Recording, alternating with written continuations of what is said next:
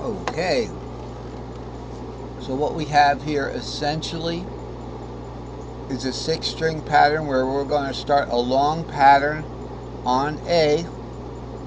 So it's going to be the A shape, like here.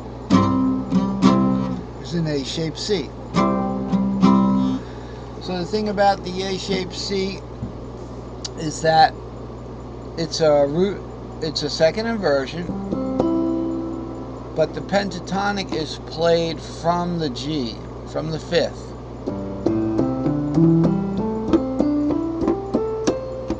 Okay, that's the pentatonic of the A-shaped C.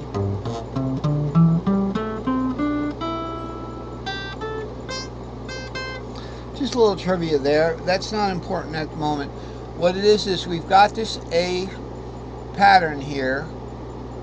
Okay, it's not quite an A pattern. Or is it? Now I'm confused. All right, we're looking at the long pattern. That was the A short pattern. Okay, so this is the A long pattern. And we could zoom out and look at that on our map. So where is A? Right here. So the A long pattern, here's the A short pattern, what I just played. S1A, S4E, and S1A. But the problem is that goes below this fret nut. If this is the fret nut, we want to play the long pattern. We're going to be starting 5, 6, 7, root 2, 3, 4, 5, 6 for that S3AXL. And then we're going to go into an S3E. That's just the E string shape plus 2 strings. E, 5th of E is an augmented 5th to C string shape. Okay, the 5th of C is the G string shape. So we'll go to 7, root 2, the E string shape, 3, 4, 5, the C string shape, but it's warped up 1 fret to compensate for the third interval between the third and second string from the top. And then we also warp over the G string shape 6, 7 root. So that's what that pattern is without the tuning warp. Alright, so here it is. We were looking at it. We had a D string shape. Okay, and then we had the S3XL. And then actually we went into 7 root 2. Well, guess what? We were looking at the wrong pattern. Because we had ended up with this S3E, right? So we actually had a G on top. So anyway, this is saying this is the root D pentatonic. We must have been looking at the root A pentatonic. Okay? And we will get to that. We may get to that. No, we're not going to get to it. A is the 4th of the D pentatonic. Actually, it isn't. It's the 5th. But it's saying that C shaped. Well, we'll see what happens. And that's on the top. So the important thing to remember is what on the bottom of these long patterns is not what's on the top. Up here I'll show you. Okay? Here's the bottom of a long pattern, and here's the top of a long pattern. C goes to A and caged. Okay? C, A, G. Remember, this is the G box here. You know, in the diagram, how did I do it? How did I tell the difference? How did I tell the difference?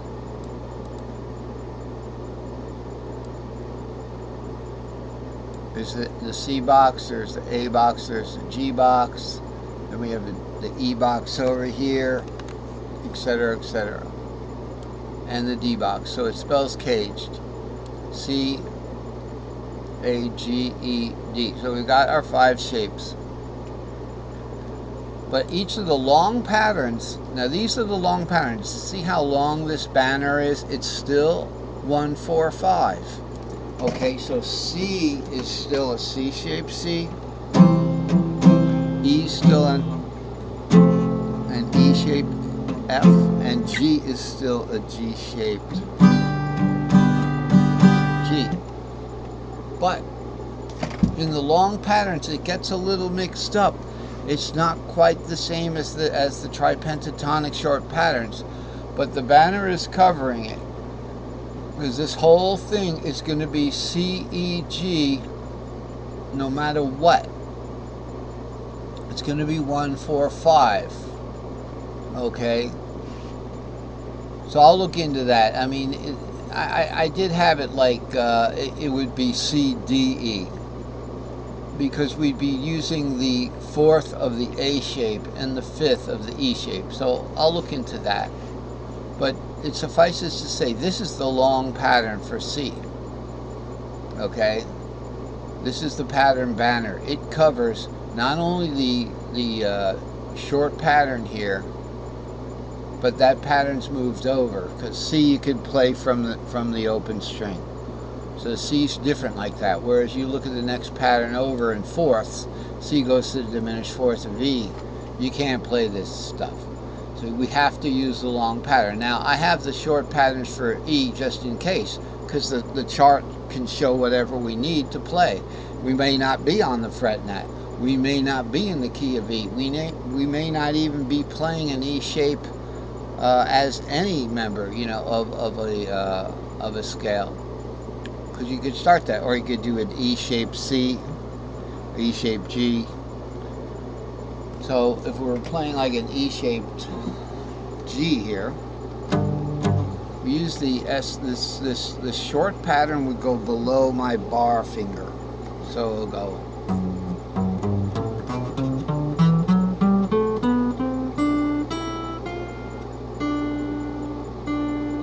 S3D, try that one more time. S1E, S2C.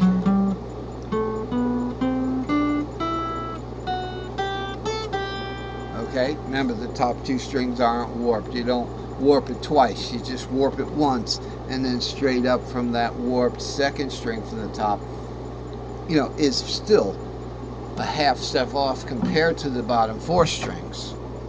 But to the second string from the top, it's still a perfect fourth. So it makes me, you know, sounds like that guy on the commercial, you know, struggling to get it out. So let's look at the long pattern here. You know, we would start this long pattern, root 2, 3, 4, 5, 6 here, then we go into the S4L, S4E. Now, we're going to go back to this. This is the technique I want to show you. We start with this pattern here, no matter what it is. It's just an S3D XL. So obviously we're going to start a D shape.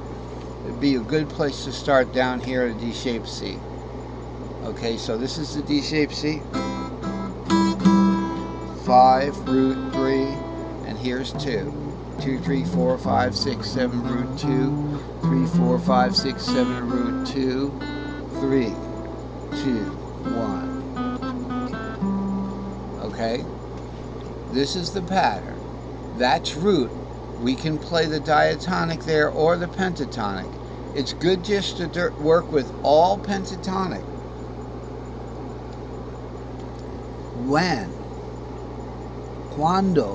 When we are going to move patterns up and patterns down the strings, it's better to stay with pentatonic.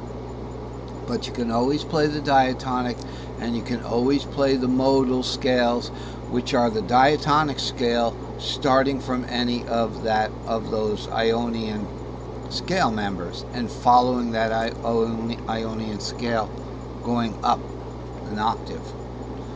Complete.